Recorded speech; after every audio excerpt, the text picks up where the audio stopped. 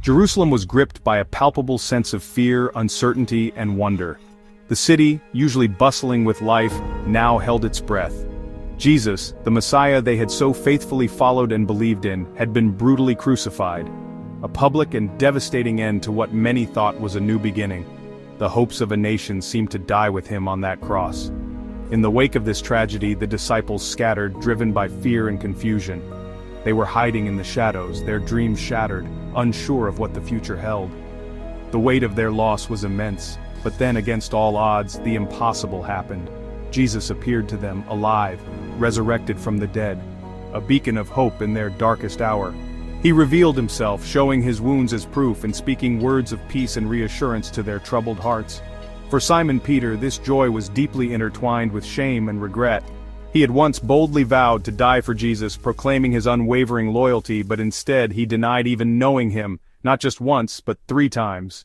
Before the rooster crowed, just as Jesus had foretold, that piercing sound haunted Peter relentlessly, a constant and painful reminder of his profound failure and broken promise. Following Jesus' appearances to them, the disciples made their way back to Galilee, perhaps seeking solace in familiar surroundings. By the tranquil Sea of Galilee, Peter, wrestling with his inner turmoil, made a simple announcement: "I'm going fishing." A return to his old life as a fisherman, perhaps seeking comfort in the familiar, or a temporary escape from the weight of his guilt. 6 other disciples, equally lost and uncertain, joined him in the boat. Together, they fished diligently all night, but despite their efforts they ended up catching absolutely nothing. The empty nets served as a stark reminder of their current state, mirroring their feelings of uncertainty, disappointment, and weariness. As the first light of dawn broke over the horizon, painting the sky with hues of orange and pink, a solitary figure stood silently on the shore. From the distance the fishermen couldn't quite make out who it was, they simply didn't recognize him. The man, with a voice that carried across the water, called out to them, "Friends, haven't you caught any fish?" The seemingly simple question echoed across the still water, cutting through the morning stillness and the fishermen's exhaustion. The disciples, their faces etched with fatigue and disappointment, answered with a single dejected word: "No." As dawn broke, painting the sky with hues of orange and pink, the disciples found themselves still out on the water, their nets empty after a long night of fruitless labor. Then a stranger called out to them from the shore. The stranger told them, "Throw your net on the right side of the boat, and you will find some fish." With a mix of weariness and curiosity, they obeyed. And the net filled with so many fish they couldn't haul it in. The sheer weight of the catch strained the ropes, threatening to break them. John, witnessing this extraordinary event, recognized the miracle: "It is the Lord!" Peter, impulsive as ever, upon hearing those words didn't hesitate. He plunged into the water and swam to shore with all his might, eager to reach Jesus. The others followed more slowly, burdened by the task of dragging the heavy net, teeming with fish, towards the beach. On shore, Jesus had already prepared a charcoal fire, with fish and bread already cooking, ready to be shared. He invited them, "Bring some of the fish you've caught to add to the meal." Peter, ever the eager participant, helped haul the net. 153 large fish, a truly remarkable number, and yet, miraculously, the net was not torn. Jesus then looked at them with warmth and said, "Come and have breakfast." In quiet awe and a sense of profound peace, they ate the meal Jesus served them, a simple breakfast made extraordinary by his presence.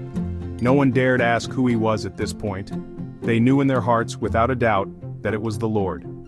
In this simple meal of fish and bread, shared on the shore, Jesus reminded them of his presence in the ordinary moments of life, a gentle reassurance of his unwavering love and guidance.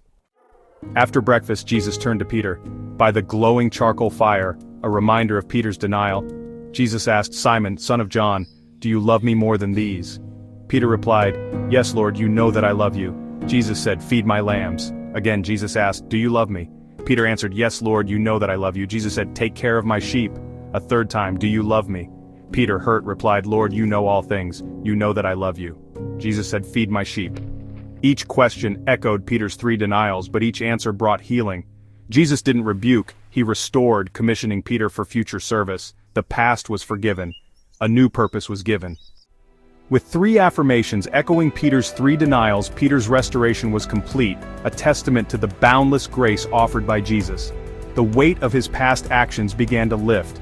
Jesus entrusted him with the care of his people, a sacred responsibility, not dwelling on failure but focusing on the future, a future where Peter's love and dedication would shine brightly. Then Jesus spoke of what lay ahead, a path not without its challenges.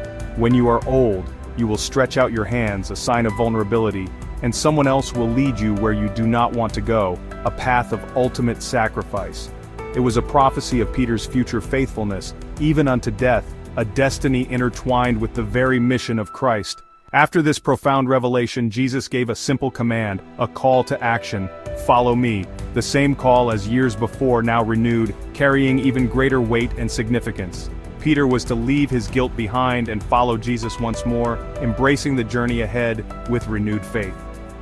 The story is a lesson for anyone who's failed, a beacon of hope for those who have stumbled. Our mistakes don't define us. They don't have the final say. Jesus meets us in our brokenness, offering solace and understanding, offering restoration, not condemnation, a chance to begin again with a clean slate. He gives forgiveness, a second chance, and a renewed purpose, a path forward filled with hope and meaning. No matter how many times we stumble, the call remains, a constant invitation to return to Him. Follow me.